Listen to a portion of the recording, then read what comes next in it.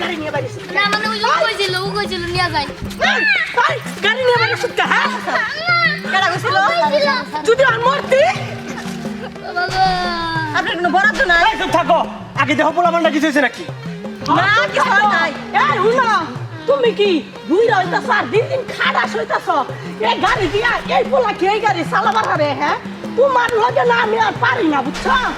আমি তোমার লগে খুব পারি যাও সাফা সারালি বাদ দিয়ে মেয়েটালে বাড়ি যাও আমার মেয়েটার যদি আজকে কিছু হইতো আমি দেখা নিতাম আচ্ছা দেখবানি দেখার জন্য বহুত সময় বেড়ে রয়েছে যাও যাও বুঝছেন মা আমার একটু হেলে কথা আছে তুমি আর যাও যাও তুমিও যাও যাও যাইতাছি আপনার একটু বরাদ্দ করায়েন ঠিকই আছে কোনটা দিকে বলো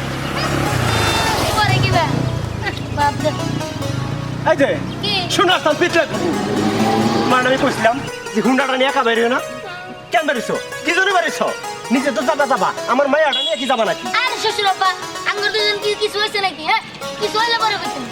এই জন্যই তো ছোট গোলাবান কথাবার্তা করে আবাদ কি এই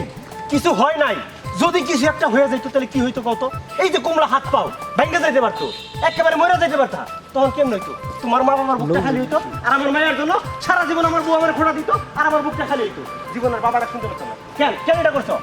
না মানে একটু একটু করে চালাই গেলাম শখ আছিল আপনার মেয়ের নিয়ে ঘুরবো কত শখ করে ঘুরবো বেঁকে দেওয়া যায় মেয়ের নিয়ে ওই পাঙ্কুং করে চালায় না আর দরকার নাই চাইছিলাম মেয়েটা তোমার কাছে বিয়া দিমু তুমি বিয়ার আগে যেরকম যন্ত্রণা এই শ্বশুরটা দেওয়া শুরু করছো হবু শ্বশুর রে আমার তো মনে হয় তোমার কাছে মেয়া দিলে বাকি জীবন আমার জ্বলতে জ্বলতে একেবারে তেজপাত হয়ে যাবো আর দূর শ্বশুর আব্বা এরকম করেন কে এ জামাইয়ের জন্য একটু মনে করেন বোকা জোকা খাইতেই হয় জামার জন্য বকা জগা খাইতে হয় না হ্যাঁ একেবারে সাপড় দে না